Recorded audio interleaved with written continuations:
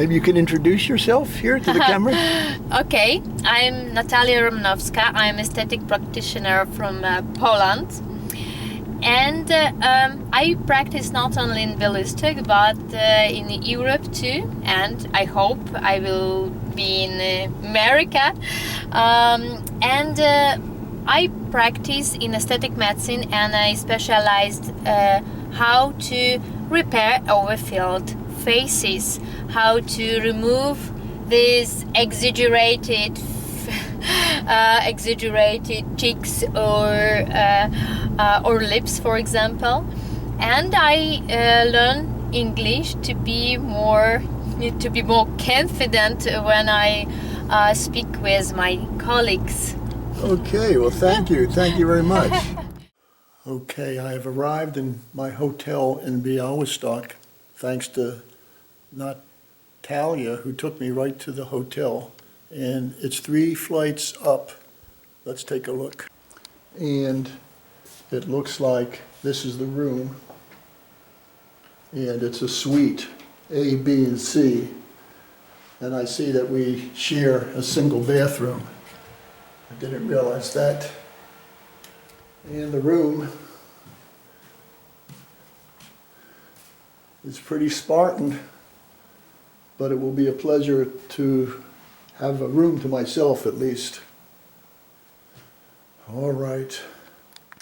Well, I'm walking around Białystok in the early evening, and I've climbed up all the stairs to what I believe is the Opera House and Philharmonic Hall, but there's no one here. It's very strange. I really don't know where the entrance is.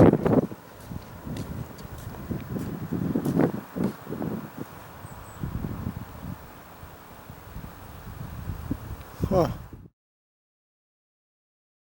Białystok was first settled in the 14th century, and today it has a population of about 300,000 people. It's the largest city in northeastern Poland. Culturally, the city focuses on academia and the arts, and here we see, in fact, a sculpture of a mask and a puppeteer, which celebrates the city's rich tradition of puppetry.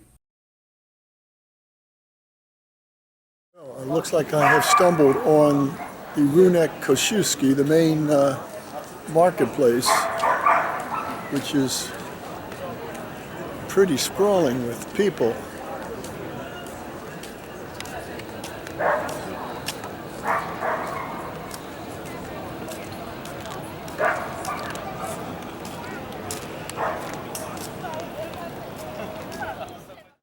Here we see a king pushing a wagon wheel supporting puppets.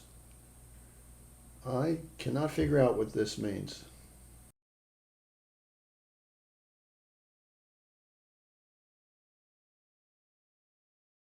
Prior to embarking on this trip, I was browsing the internet and stumbled on a Jewish genealogy site that stated that on the very weekend that I was going to be in Białystok, there was a group of people who were going to be working on restoring the headstones in an old Jewish cemetery there.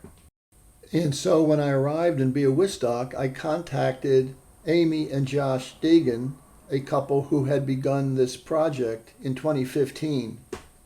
And they kindly invited me to meet them at a restaurant that evening. Espresso, okay? I'm like, what is that? Ice cream with espresso. This is hard.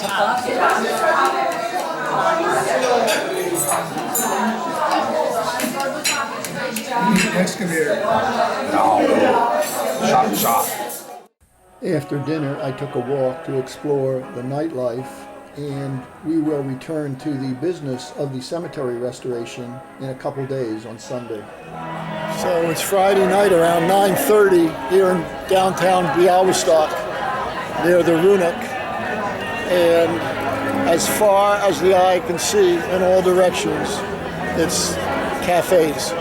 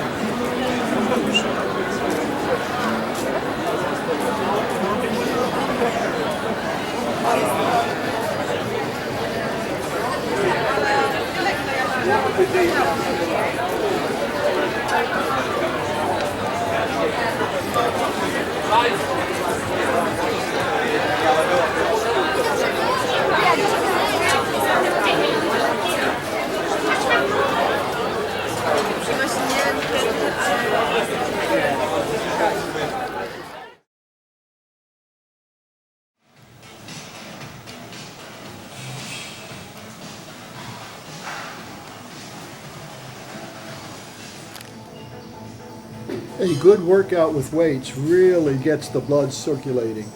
And after this workout, I feel like I'm 60 years old again. Well, it looks like walking around on this overcast, kind of chilly day, I have stumbled on the Palace Branicki.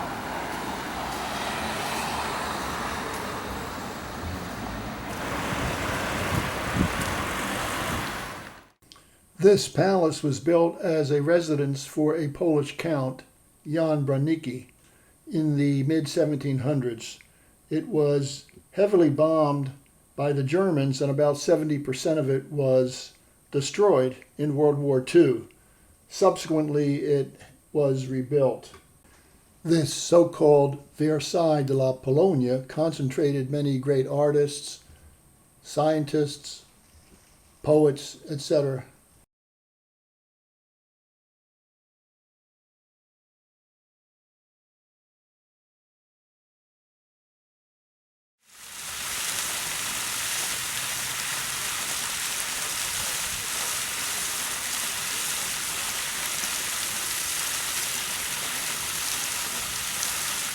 The garden behind the palace is open to the public and is free. It's in the style of an English landscape garden.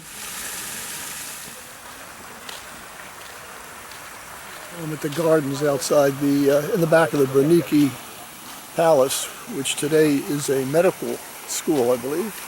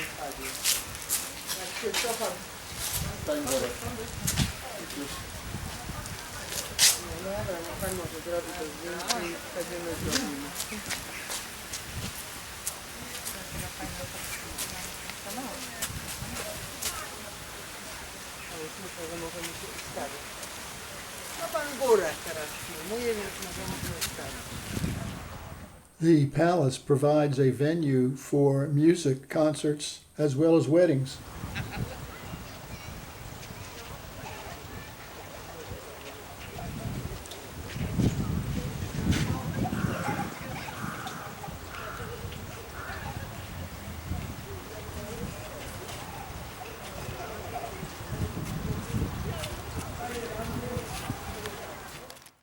Next on my agenda was an appointment to meet a man who just opened up a small Jewish museum in Białystok. His name was given to me by Amy and Josh Dagan of the Białystok Cemetery Restoration Project. This man, Tomek, was kind enough to give me a personal tour of this new museum. Okay, so there are some photographs. They show Białystok rabbi with friendly talking to Archbishop of Vilna diocese, and I see on these pictures smiling, good emotions, and I think we should, if we want to build something solid and positive, that Białystok region was like a Jewish heartland of the world. In Białystok lived 45,000 Jews before the war. So in Białystok was the town with highest percentage of the Jews in the world, throughout towns larger than 100,000 citizens. And what percent was it? 45%. 45%. So throughout the towns largest than 100,000 It people was- in Europe, Right. here was the highest percent. Białystok ghetto, and this is 50 meters from your place. 50 meters from your place. But it no longer looks like this. Almost like this, because the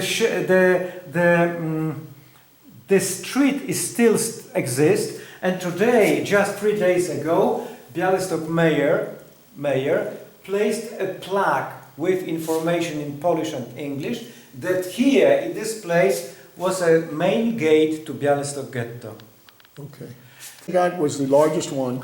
It was one of the largest synagogue in Poland. Yes. It could pray inside almost 3,000 people. And this synagogue was burned in June 1941 by special Nazi commando Einsatzgruppen. And they gathered few hundred people from the streets, of course the Jewish people. They locked the doors and they burned this, and they burned alive. At front of the burned synagogue. Can you believe? They were happy. Yes, they look like a happy people, happy warriors, you know? Yeah. They killed innocent people inside. Many fantastic, wonderful people were killed, lost their life in this synagogue. Famous, wonderful, great people from Białystok. A oni widzieli, że my jademy strach. Chcieli, żeby ktoś żywy został, bo tu chodziło o świadków tego, co Niemcy robili z Żydami.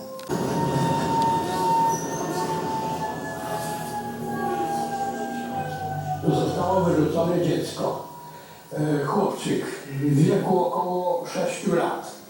Chłopczyk ten był starannie przygotowany do tego wyrzucenia. Ten dzieciak to był taki... Thank you so much. I am happy you came here. I will hopefully see you sometime in the future. Would be nice.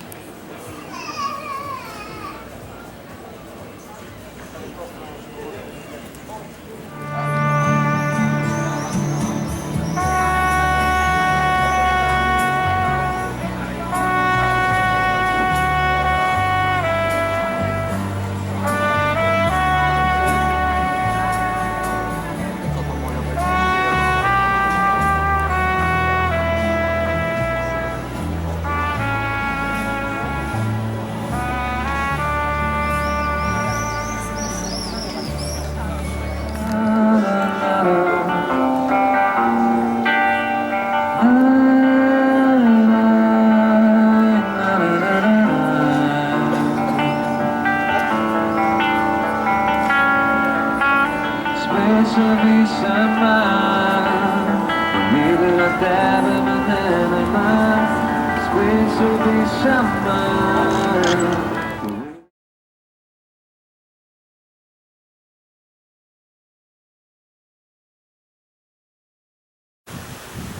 just arrived at the old Jewish cemetery on the outskirts of Białystok. So let's go in and see if I can find the group that are involved in the restoration. This cemetery dates from 1891, after the closure of the old rabbinic cemetery, which lies buried under the city's Central Park in a different location. Apparently, much of the devastation in the cemetery occurred in the post-war years under Communist Poland's regime. Since 2015, Amy and Josh Dagan have been using power excavators for the restoration. Hey, you're on camera. Thank you. Hi, I'm Dr. Heidi Speck, Emerita Professor of Religious Studies from Central Washington University in the USA. But right now in my life, I'm also the Vice Chair and Translator of the Białystok Cemetery Restoration Project. And we're here in Białystok restoring and just rescuing this last Jewish cemetery. Well, that's wonderful. Thank you. You're welcome. My name is Daniel. One more. My name is Daniel Paczkowski. I live in Białystok. I am the genealogist and a tour guide. I don't have Jewish roots, but I think local society should also give some sort of support to recovery, restoration of this Jewish cemetery in Białystok, because this is our history, the history of the city of Białystok. And we are now just... And you've just dug down and gotten these two heavy massive stones out of the ground, and we see that they actually fit together, and that is hard work. You've got your exercise for the day. Yeah, but we will see soon, probably, who was buried here. And she died, let's see, 13 Tavet. This is about 1908. What was her name? Her name is Maybe Krugman? Anna. No, Anna or like Anya. Aleph Nun Ayin. So it could be Ane, Anya, One. I've never heard that name. But here's the surname. Okay, it's a K. Krajman. Krajman. But it's not typical for Białystok. First time Me too. that's it. So I'm not sure. Interesting.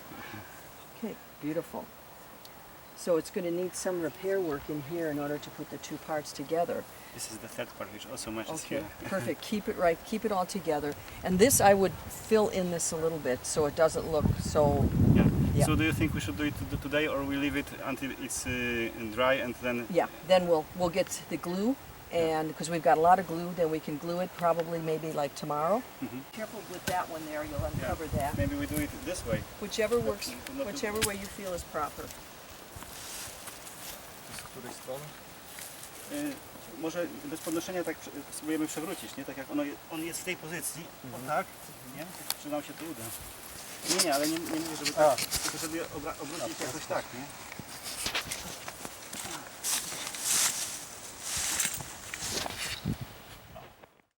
It was a very hot day, and let me tell you, those stones were heavy.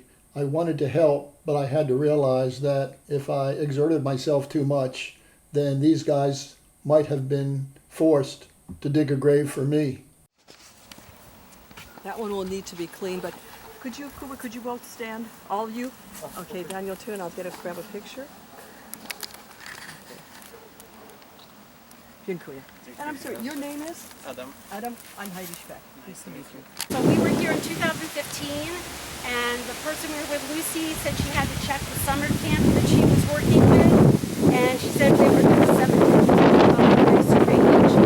And we came in, and we do have to move a little to see what I'm talking about, but the first section was completely down. No stone. Whoa. This is all the work that we've done. There was no stones up. And I have a picture of Josh going like this when he saw it, because we had never seen a cemetery that bad. You get a feel for it behind you, where we haven't been to that section yet. Look like this. Yeah, a lot of these stones are stolen, but we'll get to that in a second. So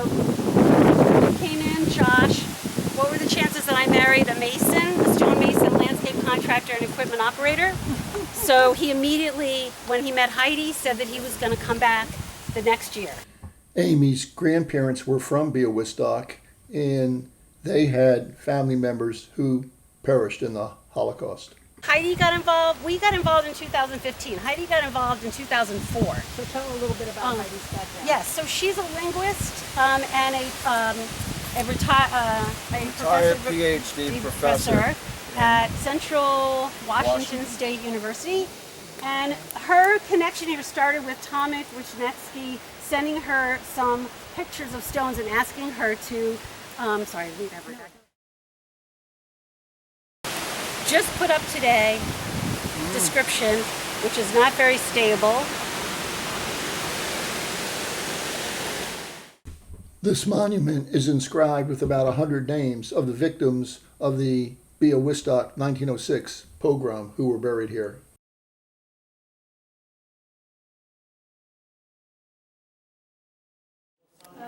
Which open only when the performance are going.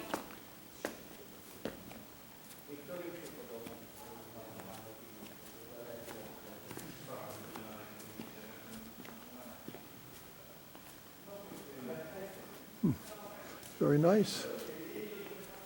Very, very nice. Very modern. Yes.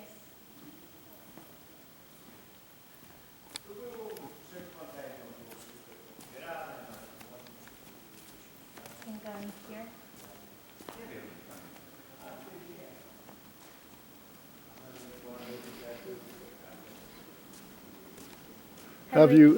Have you been to this? Have you seen anything here? Yes.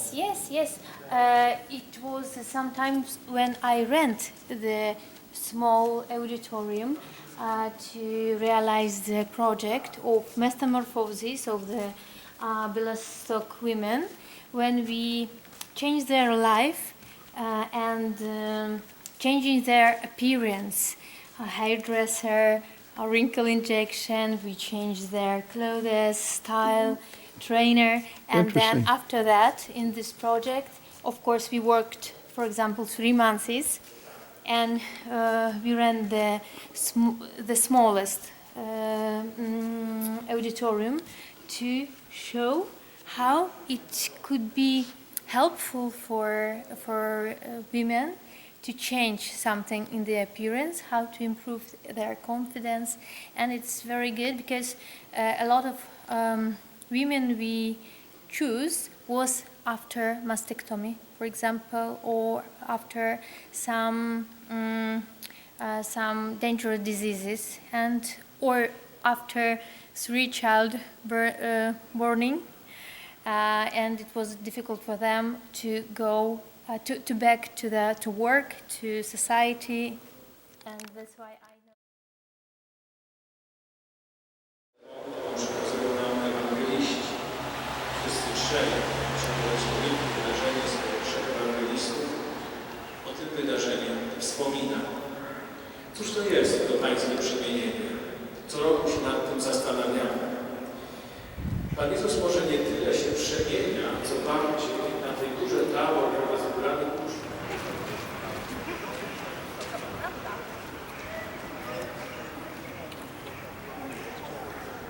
This is the main Gothic cathedral here, one of the big ones in Poland.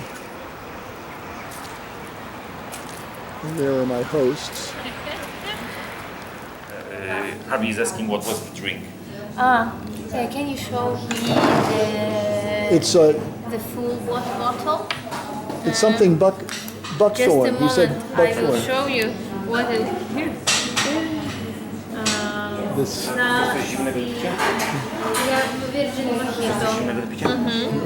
Just a moment, I will translate.